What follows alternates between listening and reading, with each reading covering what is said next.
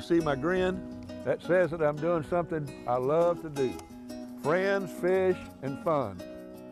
Back in the mid to late 60s, I had a guy that worked for me that said that he'd like to go fishing. I said, man, I don't know nothing about fishing. Never been fishing a day in my life. He said, well, let's go out here and I'll show you. We went out and sat on the side of a bridge embankment at Lake Houston, and we fished all day, never caught a fish. I said, it's got to be more to fishing than this. A couple of years later, a friend of mine said, let's go up to Sam Rayburn. We went up and we caught a lot of fish on topwater bait. And we waxed them. He's legal, not big, but legal. To me, that's beautiful. Gonna put her back to where she lived. Big Ed is Big Ed. You know, let's put it this way, you're not gonna miss him in a crowd. In my years with the Parks and Wildlife, we traveled all over the state, meeting with fishermen and anglers and organizations to talk about issues. And it didn't matter where we were. There was one person that was almost always there, and that was Ed Parten. He dedicates so much time and effort to fishing. It's his passion. The size limit back in the 80s was probably the most controversial thing that we proposed. And Ed was a big supporter. Back when I started bass fishing in the late 60s, we had a very liberal possession limit and no size limit, and we felt that a resource was being depleted. You could hire a guide on Toledo Bend, 2 people in a boat, and they could catch 45 fish, go in at noon, clean those fish, and go back out and catch another 45 fish. And a lot of those would be 9, 10, 11, 12-inch fish.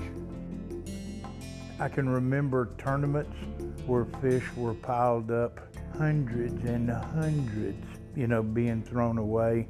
And of course, catch and release was not a real popular thing. We worked with Parks and Wildlife, and in '86, we have a premier catch and release program and a 5-fish, 14-inch minimum length limit on most lakes throughout the state of Texas.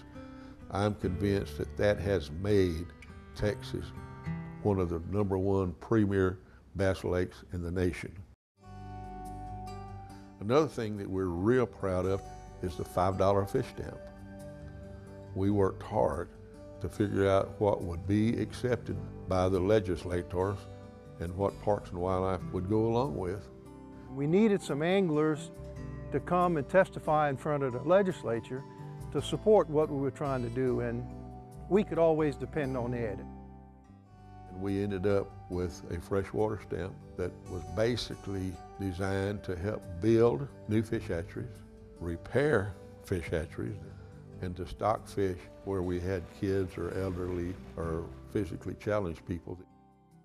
But I think somewhere close to $50 million has been generated through that $5 stamp. Habitat is extremely important to all forms of wildlife, and every body of water that is prolific has an abundance of cover and habitat.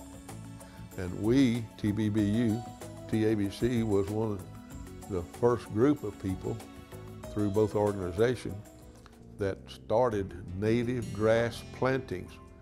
And we worked with some brilliant people that knew a lot about native grasses and what would and wouldn't grow, and what an asset it has been.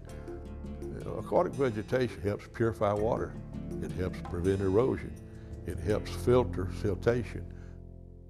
6 or 7 years ago, several of us recognized the fact that if we don't have some youth involved in this thing, our sport's going to go away. I mean, look at us, we're all getting old.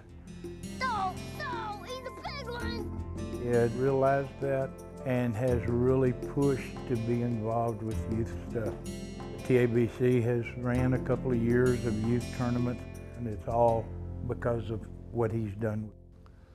We helped build fish hatchery at Athens, helped mark river channels on Lake Livingston, and of course the handicap piers that we built, we're very, very proud of. Cool. But there's still a lot for us to do. I always remember what Rick Lund said. If you enjoy the sport of bass fishing, you're obligated to give back. And I don't ever want to forget that.